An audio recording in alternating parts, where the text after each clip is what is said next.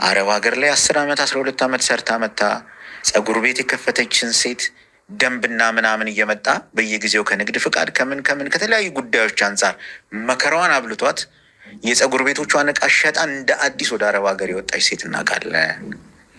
ህይወትን ከዜሮ መጀመር። በጣም የሚያሳዝን ደግሞ ወንዶቹ ይሻላሉ። ሴቶቹ የገንዘብ የኢኮኖሚካል ክራይሲስ ብቻ አይደለም የሚደርስባቸው፣ ጤና። አብዛኞቹ መውለድ አይችሉም፣ ተጎድተዋል፣ ውስጣቸው ተጎድተዋል። ረጅም እድሜ ነው ጊዜ ያልፍባቸው። የሴት ልጅ ደግሞ ህይወት ከቁጥር ጋር በጣም የተቆራኘ ነው። እያንዳንዱ ነገር አለው፣ የራሱ ፍሬም አለው።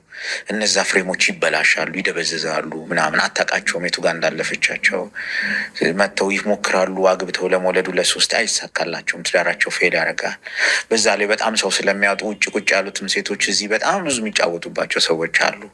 እዚህ ብቻ ሳይሆን እዛም ኃላፊ ነን ብለው የተቀመጡ በጣም ብዙ ሰዎች ድንግል ሴቶች በ500 ድርሃም ለሱዳን ሴቶች የሚሸጡ ኃላፊዎች አቅ ነበር። እኔ ዱባይ ላይ ቁጭ ብዬ 18-19 ዓመት ልጆች ሲሄዱ አዳዲስ ልጆች ገብተዋል ተብለው የሚሸጡ ልጆች ነበሩ። ሳይጎልበት ሳያጣ በደንብ ደህና ገቢ እያለው። ስለዚህ እዚህ ያለው ጤናማ የስራ መንፈስ አለ ወይ? ቀላል ነው ወይ? አንድ ሰው ተነስቼ ማለት ግልጽ እንነጋገር አይደል? ግልጹን ነው የምናወራው። አዲስ አበባ ውስጥ ኢትዮጵያ ውስጥ አንድ ሰው ተነስቶ ባለኝ ካፒታል ስራ ልስራ፣ ይህን ነገር ላድርግ፣ አድግበታለሁ፣ ትንሽ እያተረፍኩም ቢሆን ብሎ ወደ ስራ ሲስተም ውስጥ ልግባ ቢል ምቹ ሁኔታ አለ?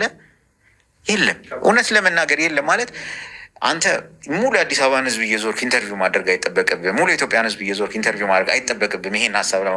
በዙሪያ ያሉ ነገሮች ምስክሮች ናቸው። እኔ ደግሞ ባለኝ ኤክስፔሪንስ ከአረብ ሀገር የሚመጡትም የተመለሱ ብዙ ልጆች ስለማቅ ነው እቃዎቻቸውን እየሸጡ የፎይታ ጊዜ የሚባላል። ንግድ ፍቃድ ለማውጣት ማበረታቻ ያስፈልጋል። እንደውም እኮ አልፈክ አንተ የአረብ ሀገርን ህይወት የስደትን ህይወት ቀምሰህ ወደ ሀገር መተህ ስትሰራና እዚህ እየሰራው ነው ብለህ ስታወራ እኮ ትልቅ ፕሮሞሽን ነው የምትሰራው። ውጭ ላሉት አይደለ? ሪሚተንስ ምናምን የሚባለውን ተው፣ እንደዛ ሰው አያስብም ቢባል ለምን አያስብ? ህገወጥ ነው፣ ህገወጥ ገንዘብ ዝውውር ምናምን ይባላል። እንዲህ አንወሻሽ